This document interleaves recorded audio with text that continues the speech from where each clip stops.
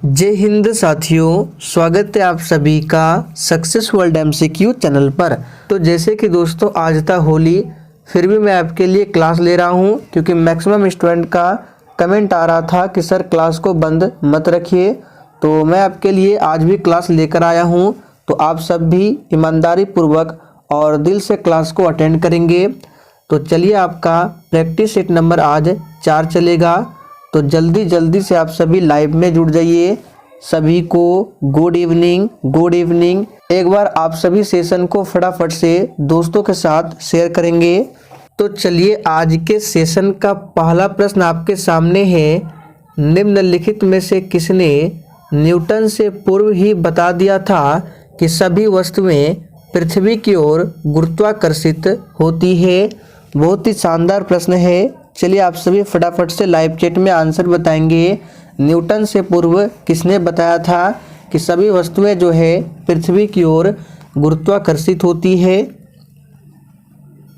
तो यहाँ पे पहले प्रश्न का आंसर हो जाएगा ब्रह्मगुप्त। याद रखिएगा, ब्रह्मगुप्त कौन थे? तो ये गुप्तकालीन महान खगोलविद थे। याद रखिएगा। आर्यभट्ट की बात करें तो इन्होंने ही शून्य का आविष्कार किया था। आर्यभट्ट, वराहमिहिर, ये सभी किसके दरबार में रहते थे? तो चंद्रगुप्त द्वितीय के दरबार में रहते थे। आइए, दूसरा प्रश्न है, ऊष्मा किस प्रक्रिया से सर्वाधिक तीव्र गति से स्थानांतरित होती है? बिल्कुल आपके एग्जाम में पूछा जाने वाला प्रश्न है। चलिए फटाफट से आंसर बताएंगे। यहाँ पे ऊष्मा इस तरह से होगा, ऊष्मा किस प्रक्रिया से सर्वाधिक तीव्र गति से स्थानांतरित होती है? तो इस प्रश्न को याद कर लीजिए, विकिरण के द्वारा। याद रखिएगा, विकिरण के द्वारा ऊष्मा जो है सर्वाधिक तीव्र गति से स्थानांतरित होती है। यहाँ से क्या और बन सकता है, प्रश्न आपको बताते हैं। देखिए, आपसे पूछा जा सकता है कि ठोस में जो ऊष्मा का संचरण होता है किस विधि से होता है? तो चालन विधि से होता है। और गैस एवं द्रव की बात करें तो इसमें ऊष्मा का जो होता है संचरण संवहन विधि से होता है। और इसी संवहन विधि के द्वारा वायुमंडल जो है गर्म होता है। तो इन सभी फैक्ट को जरूर ध्यान रखना है। तीसरा प्रश्न है, निम्न में से कौन सा विद्युत अचुंबकीय है? चलिए, आप सभी तीसरे प्रश्न के लिए आंसर बताएंगे। देखिए, एग्जाम में विद्युत चुंबकीय हो गया, लौह चुंबकीय, प्रति चुंबकीय, ये सभी प्रश्न पूछे जाते हैं। तो यहाँ पे आंसर क्या हो जाएगा? विद्युत अचुंबकीय। तो आपको बता देते हैं, विद्युत अचुंबकीय पदार्थ के उदाहरण है जस्ता, बिस्मित, तांबा, चांदी, सोना, नमक, ये सभी जो है विद्युत अचुंबकीय है। तो देखिए, सी ऑप्शन में दिया गया है जस्ता। और देखिए, एक पूछा जाता है लौह चुंबकीय। तो चलिए बता देते हैं, लौह चुंबकीय पदार्थ के उदाहरण है लोहा, निकेल, कोबाल्ट, इस्पात, ये सभी लौह चुंबकीय है। और एक पूछा जाता है अनुचुंबकीय। अनुचुंबकीय, तो अनुचुंबकीय पदार्थ के उदाहरण है platinum, chromium, sodium, aluminium, oxygen, ये सभी जो है क्या है? अनुचुंबकीय पदार्थ के उदाहरण है। आगे देखिए, पूरे भारत में 5 सितंबर को शिक्षक दिवस किस व्यक्ति की जयंती पर मनाया जाता है? चलिए, आप सभी चौथे प्रश्न के लिए आंसर बताएंगे। देखिए दोस्तों, 5 सितंबर को शिक्षक दिवस मनाया जाता है और ये मनाया जाता है डॉक्टर सर्वपल्ली राधाकृष्णन की जयंती पर। तो डी ऑप्शन आपका सही जवाब है। राधाकृष्णन की प्रसिद्ध पुस्तकें याद रखिएगा, इंडियन फिलॉसफी और एक है द हिंदू रिव्यू। ये 2 पुस्तक राधाकृष्णन की प्रसिद्ध पुस्तक है। आगे देखिए, केरल की राजकीय भाषा कौन सी है? चलिए, आप सभी 5 के लिए आंसर बताएंगे। केरल की राजकीय भाषा कौन सी है? तो 5वें प्रश्न का आंसर जो ये बच्चे सी बता रहे हैं बिल्कुल सही जवाब है। मलयालम जो है ये केरल की राजकीय भाषा है। तमिल की बात करें ये तमिलनाडु का है। कन्नड़ की बात करें तो ये कर्नाटक का है। और तेलुगु की बात करें तो ये आंध्र प्रदेश का है। याद रखिएगा। आगे देखिए, इंग्लिश के प्रश्न है, he is reading a book change into passive voice. तो यहाँ पे इसका पैसिव वॉइस क्या होगा, तो देखिए सबसे पहले ए बुक को आगे करेंगे, in the blank with suitable adjective. यहाँ पे सेंटेंस है this is the case of the two. यहाँ पे देखिए थोड़ा सा टाइपिंग एरर है, यहाँ पे होना चाहिए दिस इज द, उसके बाद खाली स्थान। इस तरह से सेंटेंस है दिस इज द खाली स्थान केस ऑफ द टू। तो देखिए इसको सॉल्व कैसे करेंगे। देखिए इस वाक्य में ऑफ द टू का प्रयोग हुआ है, और जिस वाक्य में ऑफ द टू का प्रयोग होता है इसके साथ में क्या क्या प्रयोग होते हैं चलिए आपको बता देते हैं। तो इसके साथ में द प्लस कॉम्परेटिव डिग्री, याद रखिएगा द प्लस कॉम्परेटिव डिग्री।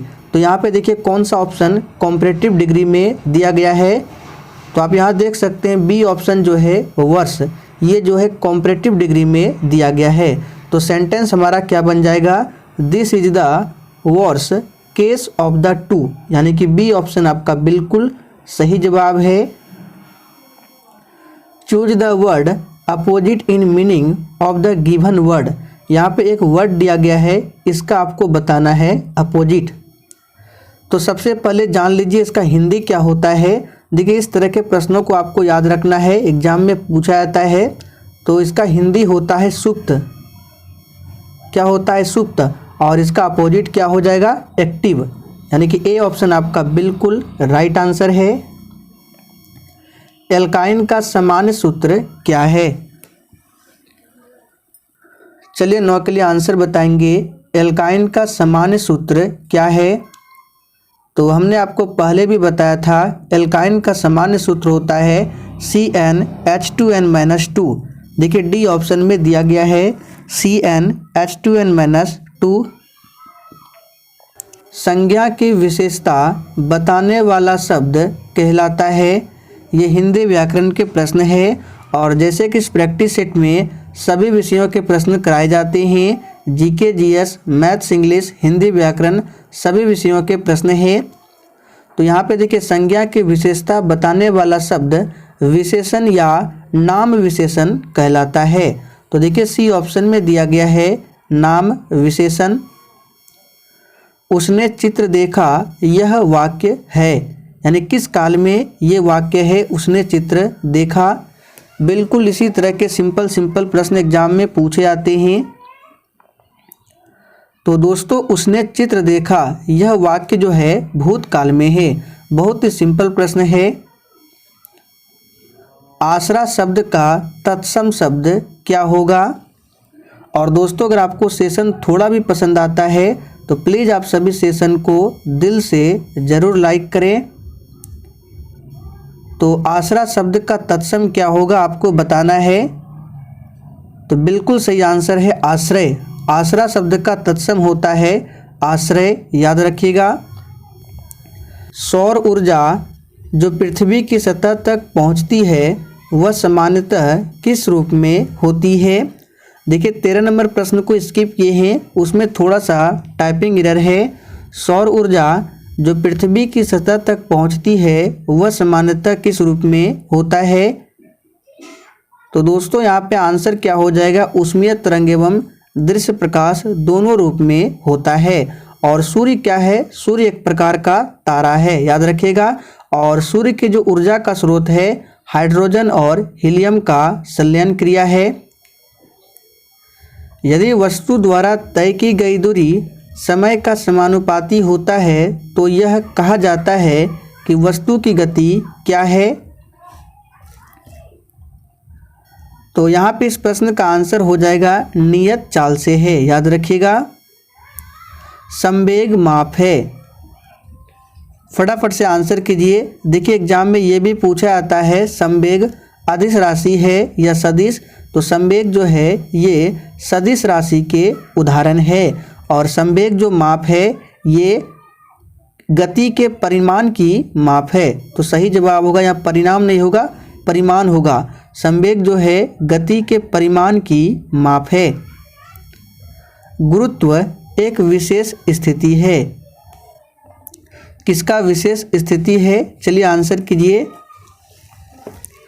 तो देखिए दोस्तों गुरुत्व जो है एक विशेष स्थिति गुरुत्वाकर्षण की है। तो सही जवाब होगा सी ऑप्शन, याद रखिएगा।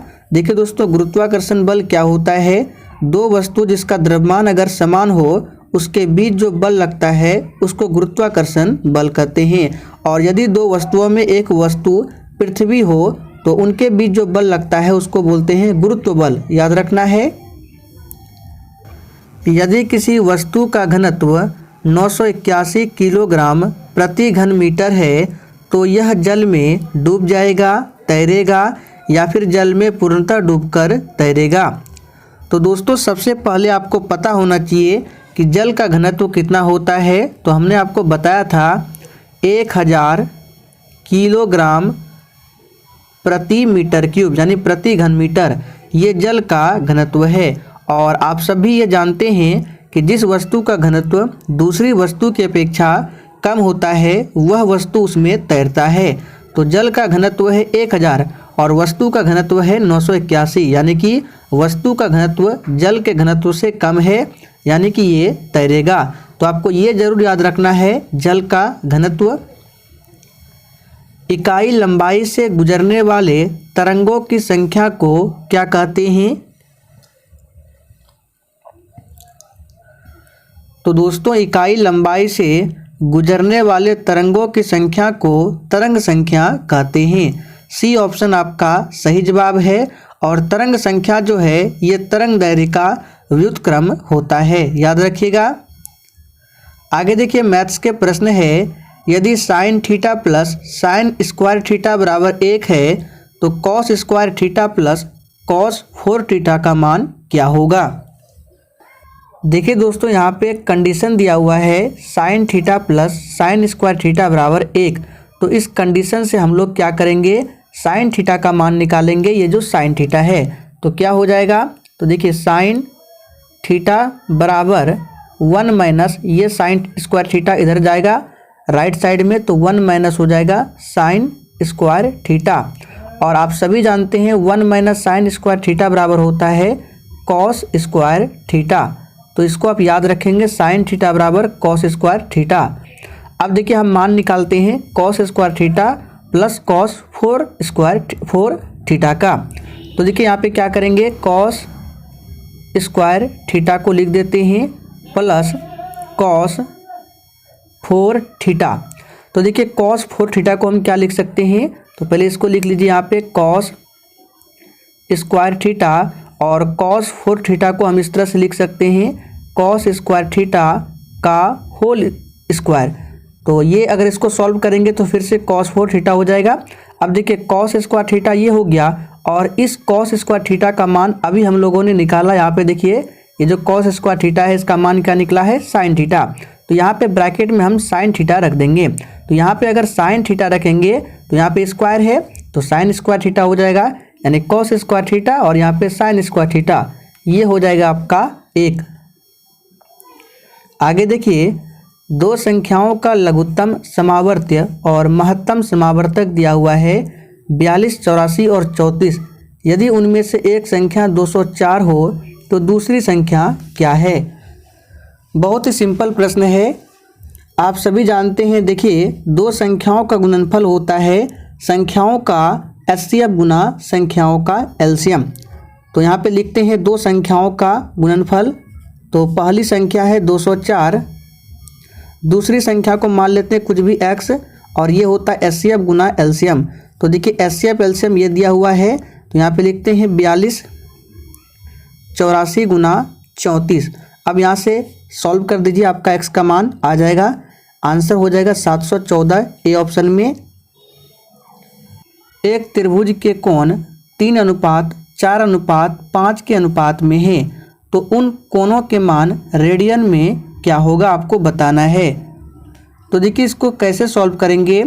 तो त्रिभुज के कोण दिए हुए हैं अनुपात में, तो मान लेते हैं पहला कोण है, x नहीं मानेंगे, यहाँ पे हम थीटा मानेंगे, 3 थीटा है, दूसरा 4 थीटा और तीसरा है 5 थीटा। और आप सभी जानते हैं त्रिभुज के तीनों कोणों का योग होता है 180 डिग्री। तो यहाँ प्लस कर देंगे, इक्वल में 180, और पाई का मान आप सभी जानते हैं 180 डिग्री होता है। तो यहाँ देखिए 3 थीटा 4 और 5, 5 4 9 3 12, 12 थीटा बराबर 180 को हम पाई लिख सकते हैं। थीटा बराबर हो जाएगा आपका पाई अपॉन 12। अब देखिए थीटा का वैल्यू आपका आ गया पाई बट्टे 12। तो देखिए पहली कौन है 3 थीटा। यहाँ देखिए थीटा के जगह पे आप पाई बट्टे 12 रख देंगे तो इस तरह से होगा 3 थीटा। तो यहाँ हो जाएगा 3 और थीटा का मान अभी क्या निकला पाई बट्टे 12, यानी 3 से काटेंगे 12 को 4 यानी पाई बाय 4। एक आपका आ गया कौन पाई बाय 4। दूसरा निकालते हैं 4 थीटा। तो 4 गुना थीटा के जगह पे वही फिर से पाई बट्टे 12, 4 तिया 12। दूसरा एंगल है पाई बट्टे 3। देखिए ए ऑप्शन में मिल रहा है पाई बट्टे 4, पाई बट्टे 3 और तीसरा आपका 5 पाई बट्टे 12 ही होगा। चलिए देख लेते हैं 5 थीटा। तो 5 गुना थीटा के जगह पे हम क्या रखेंगे पाई बट्टे 12। तो देखिए आपका ए ऑप्शन आपका सही आंसर होगा। रानी पद्मावती का संबंध किस शहर से है? चलिए 23 के लिए आंसर बताएंगे। तो देखिए दोस्तों रानी पद्मावती का संबंध जो है ये किस शहर से है? तो यहाँ पे आंसर हो जाएगा आपका सी ऑप्शन चित्तौड़गढ़ से। याद रखिएगा चित्तौड़गढ़ से। बिंदुसार के शासन काल में अशोक को किस अंचल का प्रशासक बनाया गया था? और देखिए दोस्तों कल वाली प्रैक्टिस सेट में शायद क्वेश्चन नंबर 25 में एक क्वेश्चन को हमने बताया था। क्वेश्चन था मिलान करने वाला। हमने बताया था डीआरडीओ का मुख्यालय बेंगलुरु, जो कि थोड़ा सा मिस्टेक हो गया था क्योंकि इसरो का मुख्यालय है। इसरो का मुख्यालय है कर्नाटक की राजधानी बेंगलुरु में, ना कि डीआरडीओ। तो इसे आप लोग सही कर लेंगे, याद कर लीजिएगा। इसरो का मुख्यालय है कर्नाटक की राजधानी बेंगलुरु, डीआरडीओ का दिल्ली में है, नई दिल्ली में, याद रखना है। यहाँ पे 24 का आंसर क्या हो जाएगा? तो देखिए बिंदुसार के शासनकाल में अशोक को तक्षशिला और उज्जैनी अंचल का प्रशासक बनाया गया था। तो यहाँ पे सही जवाब होगा डी ऑप्शन तक्षशिला और उज्जैनी, याद रखिएगा। और अशोक जो है अवंती का राज्यपाल था, यह भी याद रखना है। उत्तर भारत में गणतंत्र एवं राजतंत्र समूह की स्थापना हुई थी। चलिए 25 के लिए फटाफट से आंसर बताइए। तो देखिए दोस्तों उत्तर भारत में गणतंत्र एवं राजतंत्र समूह की स्थापना 6ठी शताब्दी ईसा पूर्व में हुई थी। और 6ठी शताब्दी ईसा पूर्व में भारत में 16 महाजनपद का उल्लेख मिलता है। किस शासक ने अपने को देवताओं का प्रिय कहलवाया था? तो बिल्कुल सही आंसर दिए हैं अशोक ने, याद रखिएगा। अशोक कौन था? तो बिंदुसार का पुत्र था, बिंबिसार नहीं, बिंदुसार का पुत्र था। समुद्रगुप्त को भारत का नेपोलियन कहा जाता है और इसके दरबारी कवि कौन थे? हरिसेन। चंद्रगुप्त द्वितीय को ही विक्रमादित्य के नाम से जाना जाता है। पानीपत के प्रथम युद्ध में लोदी वंश का पतन हो गया तथा इसके परिणाम स्वरूप बाबर के नियंत्रण में एक बहुत बड़ा भूभाग आ गया। वह भूभाग फैला था। देखिए पानीपत का प्रथम युद्ध होता है 1526 में बाबर और इब्राहिम लोदी के बीच में। इब्राहिम लोदी जो है लोदी वंश का आखिरी शासक था। यहाँ पे 27 का आंसर क्या हो जाएगा? बी ऑप्शन दिल्ली से आगरा तक। आगरा शहर की स्थापना किसने की थी? तो सिकंदर लोदी ने, याद रखिएगा। 1504 में और 1506 में सिकंदर लोदी ने आगरा को अपनी राजधानी बनाया था। दीफू दर्रा कहाँ स्थित है? चलिए यहाँ से आपको 6 से 7 दर्रा और बता देते हैं जो एग्जाम में रिपीट होता है।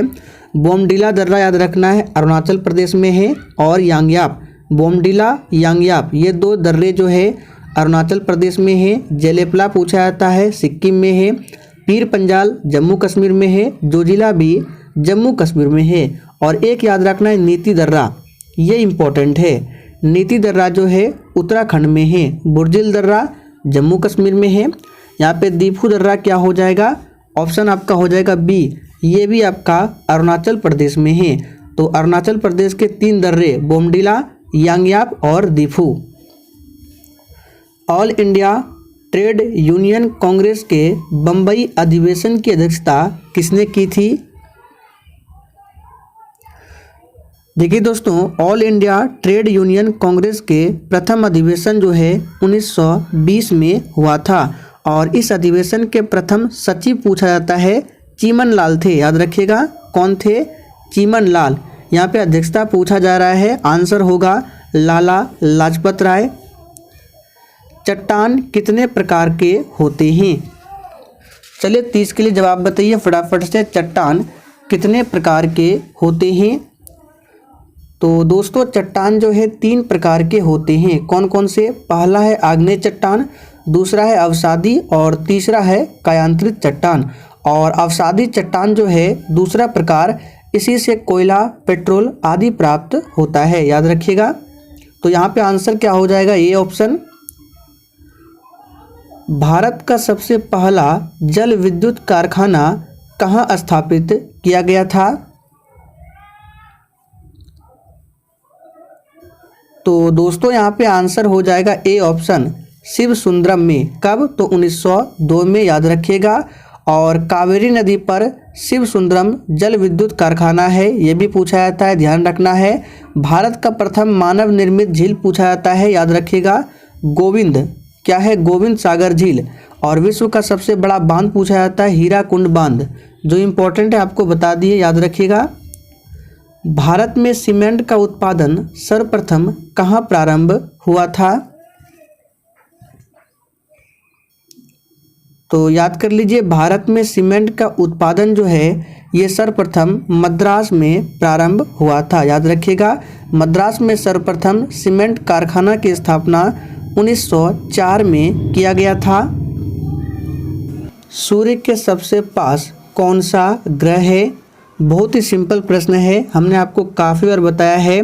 देखिए, सूर्य से सबसे नज़दीक पूछे बुध है, पृथ्वी से सबसे नज़दीक पूछे शुक्र है, गर्म ग्रह पूछे तो शुक्र है, और नीला ग्रह पूछे तो पृथ्वी है, लाल ग्रह पूछे मंगल ग्रह है, सबसे बड़ा ग्रह पूछे बृहस्पति है, और सबसे बड़ा उपग्रह पूछे तो ज्ञानीमीड है। और ज्ञानीमीड जो है ये बृहस्पति का ही उपग्रह है। टाइटन पूछा जाता है किसका उपग्रह है? शनि का है। आगे देखिए, पृथ्वी की भूपर्पटी के पदार्थ या सतह के कठोर भाग को क्या कहते हैं? देखिए, पृथ्वी के सबसे अंतरिम भाग को क्रोड कहते हैं, याद रखिएगा। और कठोर भाग को बोलते हैं, बी ऑप्शन में दिया गया है। यहाँ पे टाइपिंग एरर है, वैद्य पेलिन होगा। क्या होगा? इस तरह से यहाँ पे लिख दिए हैं वैद्य पेलिन। आगे देखिए, भूकंप का सर्वाधिक प्रभाव पर होता है, कहाँ होता है? देखिए, भूकंप को रिएक्टर पैमाने पर तीव्रता की माप किया जाता है। और भूकंप का अध्ययन क्या कहलाता है? तो सिस्मोलॉजी में भूकंप का अध्ययन किया जाता है। यहाँ पे आंसर होगा अधिकेंद्र, याद रखिएगा। और भूकंप के उद्भव स्थान को उसका केंद्र बोला जाता है, तो इसे भी ध्यान रखना है। आंसर है अधिकेंद्र। सुनामी लहरें अधिक सक्रिय रहती है, ये प्रश्न आपके एग्जाम के लिए इम्पोर्टेंट बन सकता है। तो सुनामी लहरें जो है ये पश्चिमी प्रशांत महासागर में सक्रिय रहती है। भंजन की प्रक्रिया में चट्टान का विघटन होने लगता है तथा चट्टान टूटकर बिखरने लगती है। तो देखिए, ये बिखरने लगती है छोटे छोटे टुकड़ों में। ऑक्सीडेशन की क्रिया से निम्नलिखित किस प्रकार की चट्टानें अपघटित होती है? तो दोस्तों, ऑक्सीडेशन की क्रिया से लौह युक्त चट्टानें अपघटित होती है। सही जवाब है ए ऑप्शन। और बेसाल्ट में लोहे की मात्रा सर्वाधिक होती है, इसे भी याद रखिएगा। पूछा जाता है लोहे की मात्रा सर्वाधिक किसमें होती है, किस चट्टान में? तो बेसाल्ट। विश्व की सबसे लंबी रिफ्ट घाटी है? तो देखिए, विश्व की सबसे लंबी रिफ्ट घाटी जॉर्डन नदी की घाटी है। यहाँ पे आंसर होगा सी ऑप्शन, जॉर्डन नदी की घाटी। प्रधानमंत्री की नियुक्ति कौन करता है? तो दोस्तों, प्रधानमंत्री की नियुक्ति जो है राष्ट्रपति के द्वारा किया जाता है, याद रखिएगा। और राज्यपाल की नियुक्ति भी राष्ट्रपति के द्वारा होता है। तो दोस्तों आज के लिए इतना ही। सेशन पसंद आया हो तो सभी लोग लाइक करें और सेशन को अधिक से अधिक शेयर करें।